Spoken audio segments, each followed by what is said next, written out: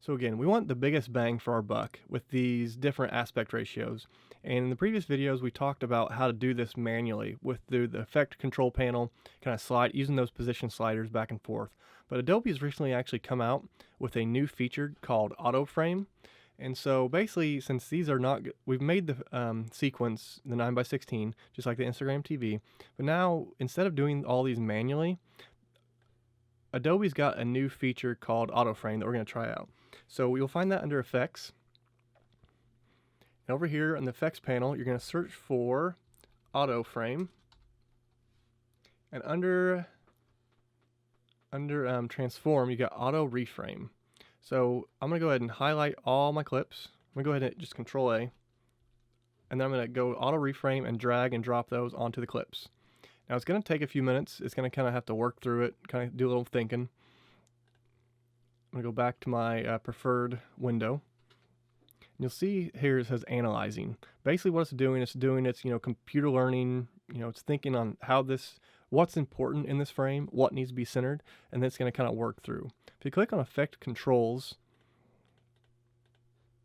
it might show, there we go. So it just completed that one. It'll kind of show you the percentage of the frames it's analyzing. So right now it's doing 0. Here it's that one's counting up. So that one's done. So it pops up. It's going to go through all the clips one by one, kind of go through that little process. So we'll just give it a few minutes to kind of work through itself, and we'll come back once it completes that and see how it looks. All right, so everything's done. It went through the analyzing process, kind of figured out what's important, what's not, these clips. So let's go ahead and watch some of this and just see how good of a job it did. So right there, that's a good shot. Now this one, I feel it kind of did some funky stuff. Let's go ahead and watch this through.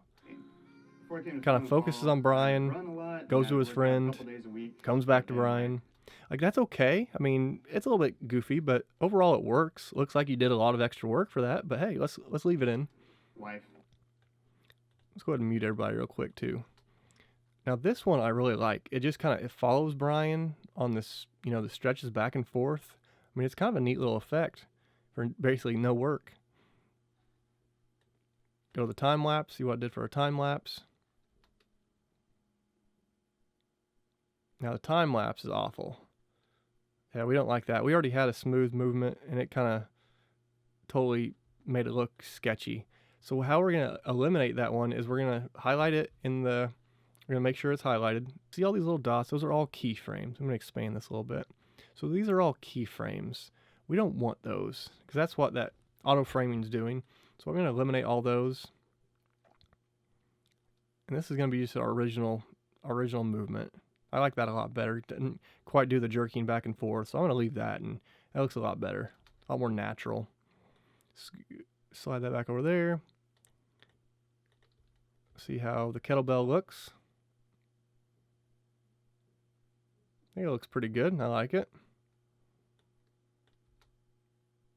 Burpees are going to be difficult because, it was kind of going back and forth. So, I mean, there's some leg shots. That's all right, I guess. Now, actually, I'm going to get rid of that. So we're going to highlight all this, highlight all those keyframes, get them out of there.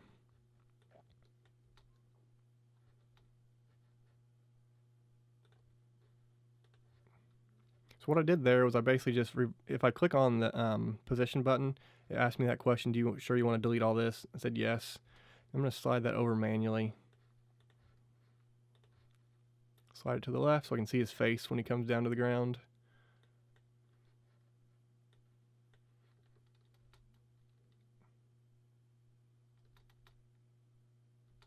Slide that a little bit back to the left. Or actually, sorry, right. That rope is kind of in the middle there, so I'll make that to the side. That looks good enough. Let's go to the next one.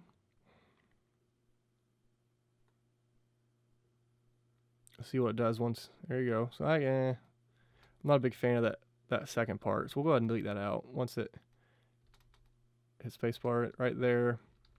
Now if you follow along with these keyframes, you can see how it kind of hits those keyframes.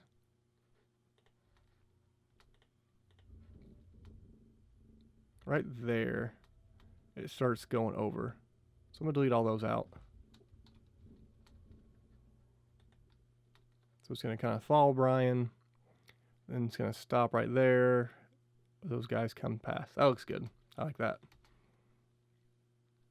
Last clip. And that looks terrible.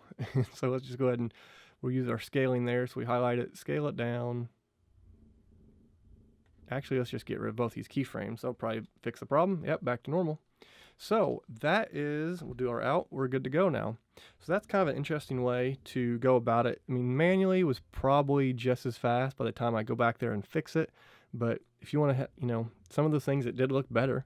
So, I mean, it might not be a bad idea to go through the auto reframe and then kind of go back through manually, make sure it does look good, and you'll be good to go. So that's a neat little trick that might save you some time.